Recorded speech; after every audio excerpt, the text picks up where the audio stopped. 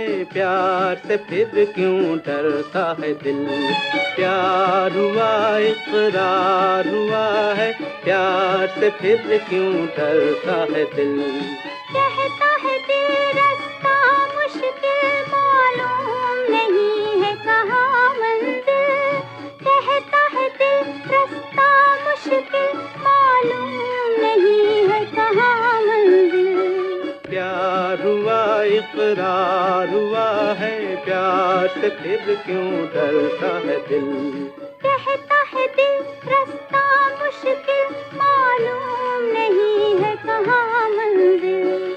प्यार हुआ इकरार हुआ है, प्यार से फिर क्यों डरता है दिल।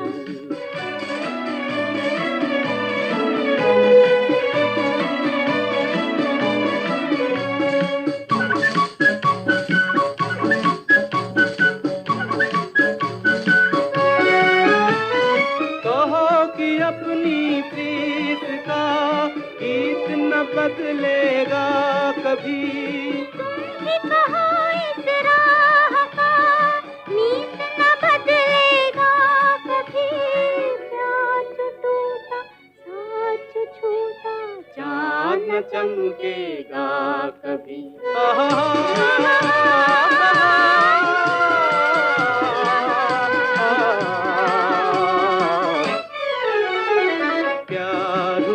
इकरार हुआ है, प्यार से फिर क्यों डरता है दिल। कहता है दिल रास्ता मुश्किल मालूम नहीं है कहाँ मंजिल। प्यार हुआ इकरार हुआ है, प्यार से फिर क्यों डरता है दिल।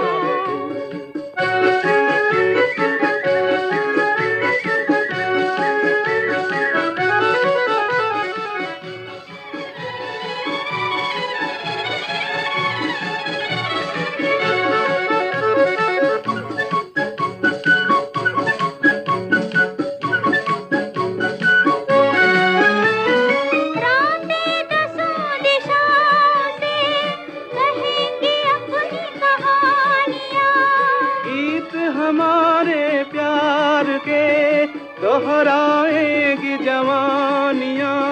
मैं न रहूंगी तुम न रहोगे फिर भी रहेंगी निशानियाँ।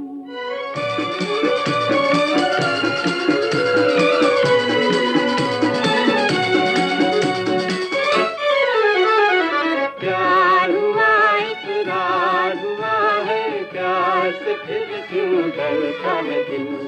कहता है दिल रास्ता मुश्किल मालूम नहीं है कहाँ मंजिल। कहता है दिल रास्ता मुश्किल मालूम नहीं है कहाँ मंजिल। प्यार हुआ इकरार हुआ है, प्यार से फिर क्यों डरता है दिल।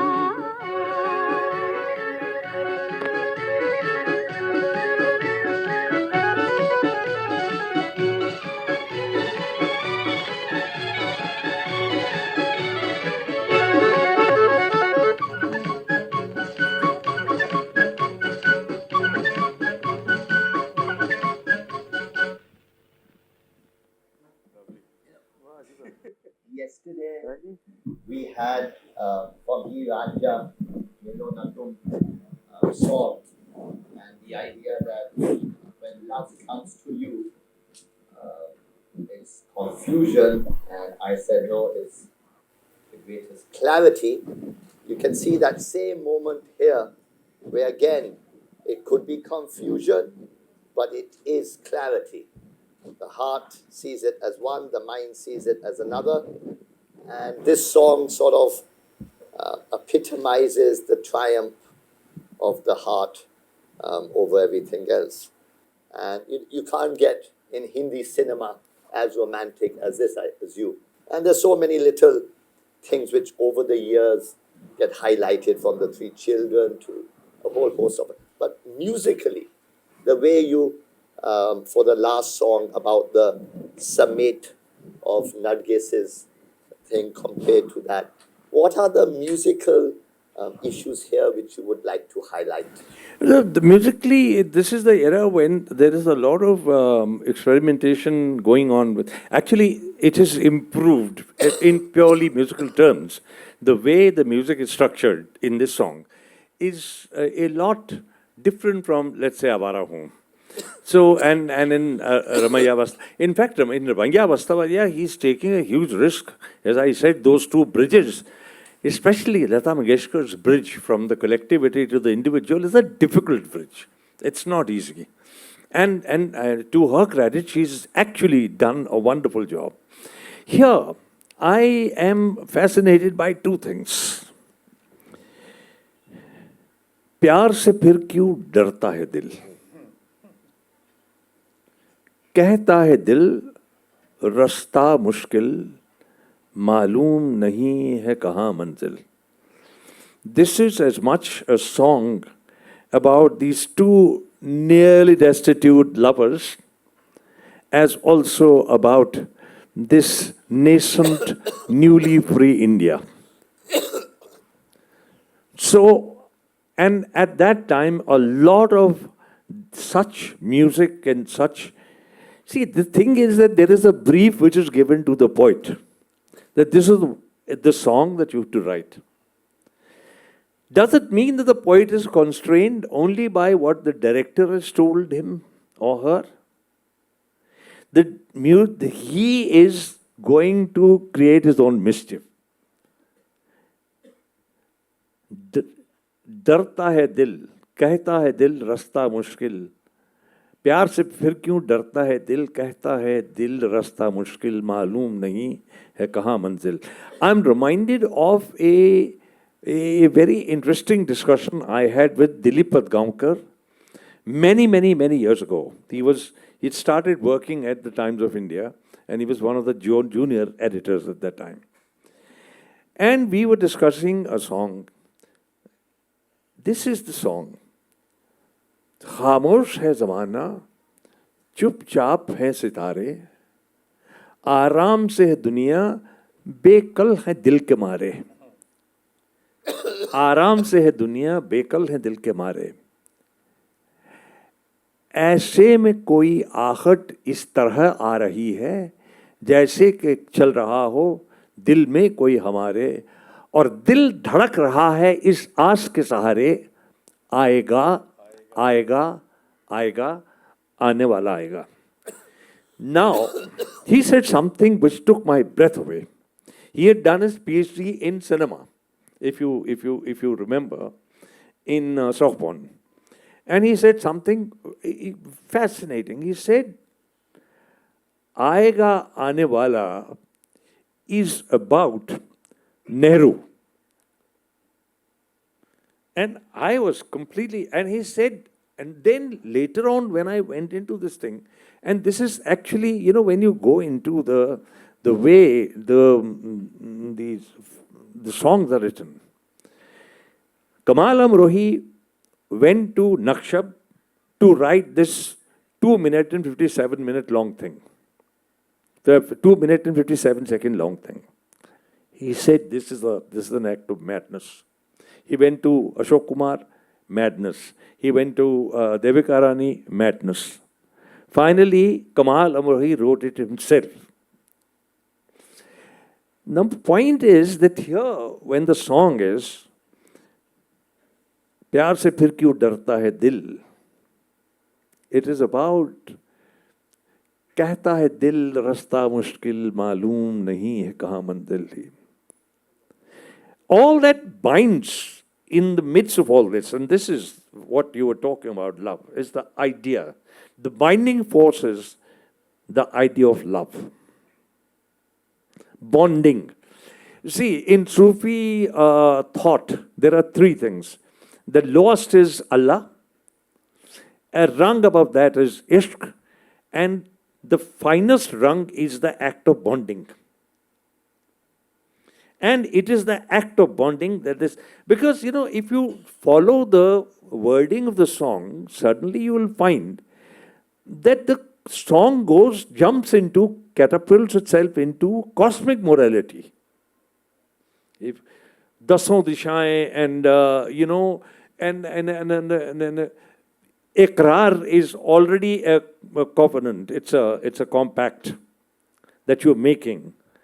So it is all about, and for me, that's why in Avara Hoon I brought in the idea of the constitution, the compact, the idea of love, and the idea of understanding and binding through this. I think this is an amazing, amazing song. And in this, as I said, the two bridges that you mentioned, that in this, if you look at the way Manna Dey's, he is, and Lata Mangeshkar also, the call is broken into 4 parts. Each part is going there, except the last one. It's an open-ended call.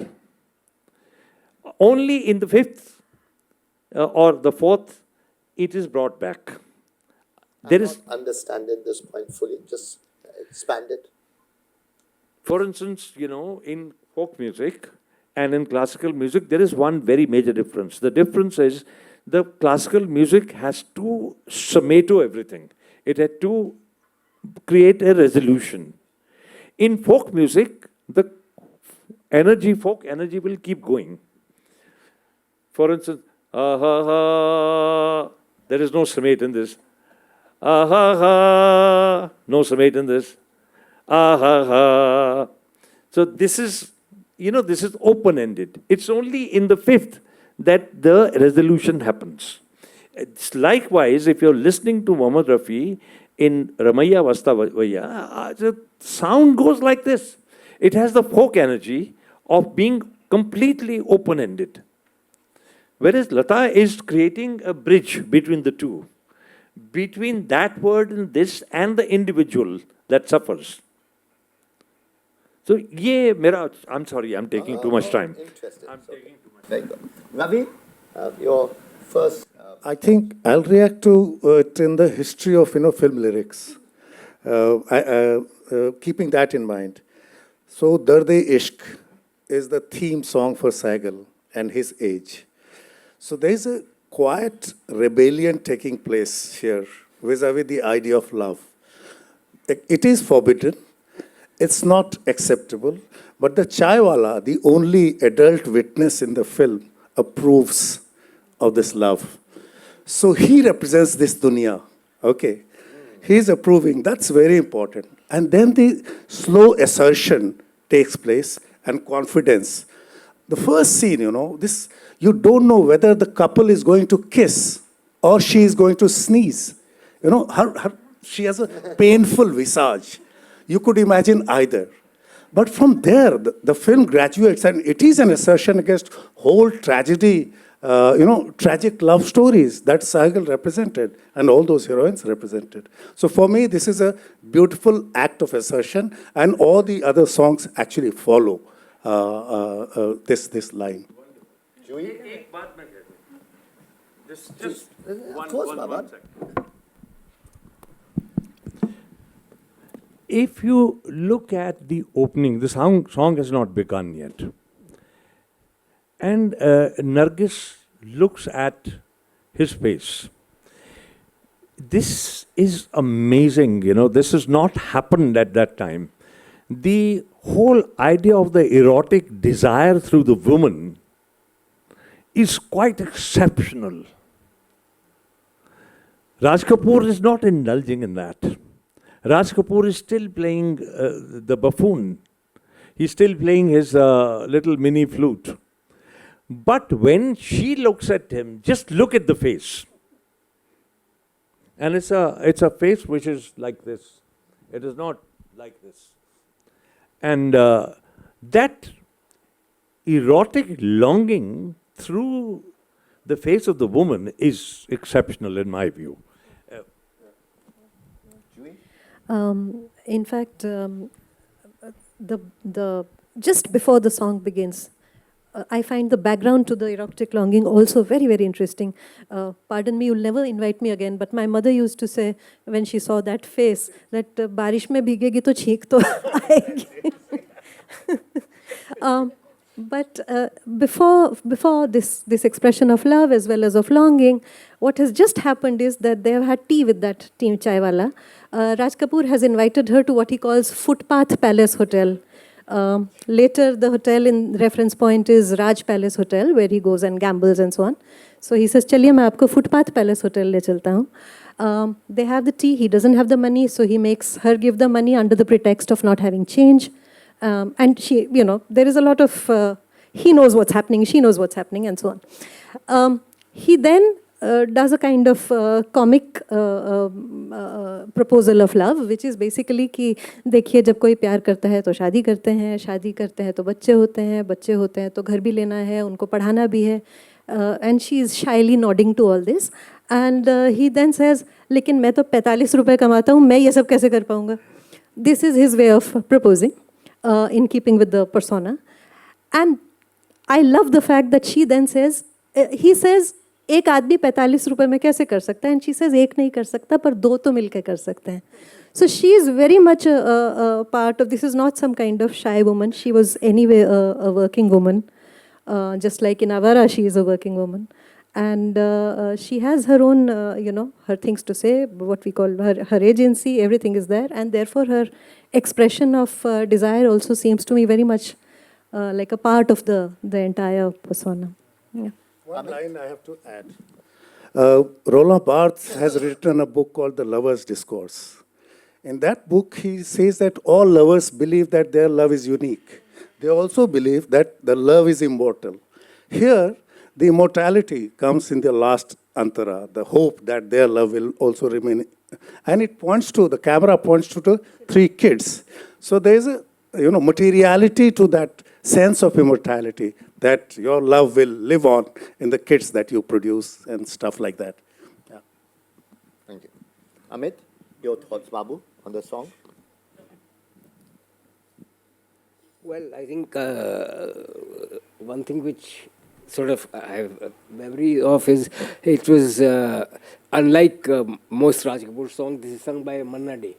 Yes. And it was a, I was not there, but I was told by people who were there that there was a big battle between Raj Kapoor and Shankar Jaikishan about Shankar particularly, about using Manna Dey. And he said, no, but what is wrong with Mukesh? And if you musically look at it, it would have been very tough for Mukesh to carry the song. So, Raj Kapoor was rigid in his creativity, but when it came to certain things, he sort of gave in. The other important point, taking from what yours mentioned, is, we often tend to confuse, and this irritates me a lot. The actor's persona overshadows the contribution of others. Raj Kapoor, the man, and I knew him, was not the kind of person, unlike, say, Guru Dutt, who rewrote his lines. He very seldom rewrote it. So this is Abbas, whose lines he's saying. It is more of Abbas's persona than Raj Kapoor's, and we often confuse that. The other thing is that this is the first song in which you see the magic of Radhu Karmakar. Which is we tend to overlook. A lesser cameraman would have made it flat. And, in fact, I was thinking that the sets are so painfully obvious. No, it's just the magical, the lighting. Magic. Yeah, and it's... Especially that bus. Every bus is by. No, the rain. The whole romance of rain. And let's not forget that when this song was picturized, the equipment was rudimentary. Not today's equipment. Yeah. And in spite of that, he was able to create this magic. Well, we've had three. Now, before we come to Jina Yaha, Manna Yaha, anyone would like to comment on any of the three songs in any way which you feel you have something to say and add to how we are ideating? Anyone? Ambarish, Usaja, Sukhpreet? Anyone? Should we move on? कुछ नहीं बोलना? All right, जीना यहाँ, मरना यहाँ.